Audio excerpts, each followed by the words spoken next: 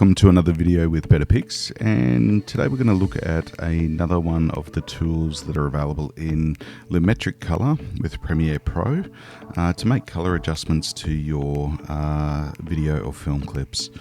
So previous video you would have seen the basic correction. Now the Creative tab just seems to give us fewer options, but no less important options. So there's certainly some great tools built into this tab within Lumetri Colour that helps us achieve different looks and different outcomes with our video clips. Now, in the previous video, we talked a little bit about lookup tables or input LUTs. For this one, we're just going to look at the looks that are built in to Lumetri Colour, and you can see when we click on that drop down box there's a whole bunch of looks that we can apply to our footage, and I'm just going to quickly click on one of the top ones just to give you an idea of the different effects that it can have. In fact, I'll just click through a number of them. Basically what these are just looks that you can apply to your footage as a starting point. And you can see those looks are really different, so you can make further adjustments to these looks if you want. You can adjust the intensity for these looks as well, so the amount that actually appears within the clip. Obviously 0 is going to be none, right up to 200, which is a heavy application, so 100 is the default where it starts at. So as I mentioned, those different looks are great just as a starting point, just to give you an idea of how it's actually going to look. So I'm just going to go back and choose one of these. Let's have a look. I don't want to go monochrome. Okay, so that's quite a strong look. I'm going to leave the intensity at its default at 100. So this is the Fuji F125 Kodak 2393, and it's by Adobe. So you can see that it's quite an intense look. If I just uncheck this box, you can see the difference between the original clip and the effect that we've applied. So it is quite a different look and quite strong, even at the standard intensity of 100.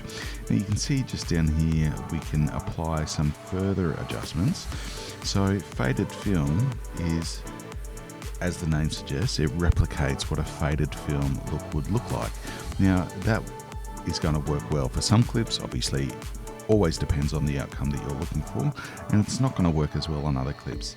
Now for this color, I actually kind of like the idea. The faded film, you can see it's just adding a little bit of brightness and detail into the shadow area, particularly at the bottom there. If I add that up to full intensity, it's quite a bit. It's raising the shadows quite a bit. But the faded film is, as the name suggests, going to add that kind of texture and that grain and that look of a faded film. So as always, adjust to suit your tastes and the outcome that you're trying to achieve. Sharpening is literally, as the name suggests, it helps to sharpen your footage. Now, my recommendation for sharpening is exactly the same as sharpening with an image. It's going to depend on a number of factors, so the content of what's in your image, the resolution and quality of your footage. Sharpen won't make an out of focus image or piece of footage in focus, so keep that in mind. The way that the sharpen works is to work on increasing contrast to defined edges.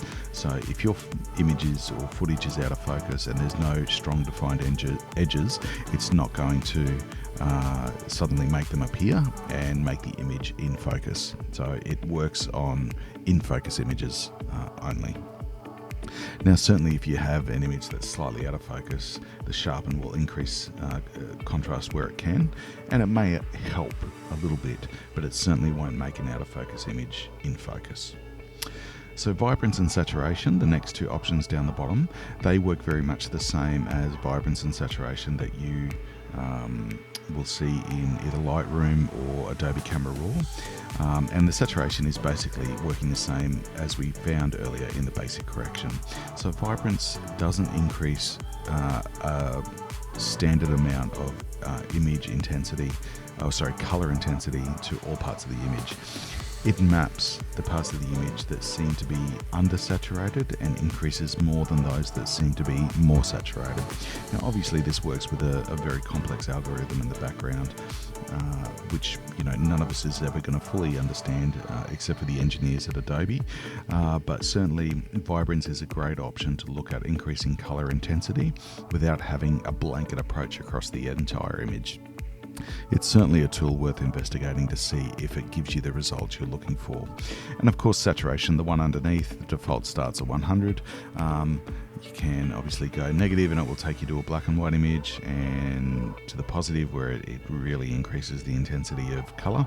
But saturation applies an increase or decrease in intensity of color across the entire image. Alright, so what we have down below that is the shadow tint and highlight tint. So this means that you can make color adjustments specific to the shadow areas.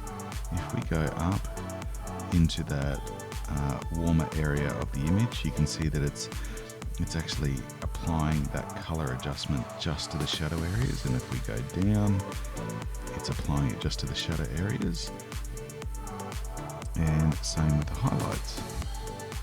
Now this is a very similar approach and gives you a similar result to the results that you would get with split toning with images, both digitally and obviously in a traditional wet darkroom.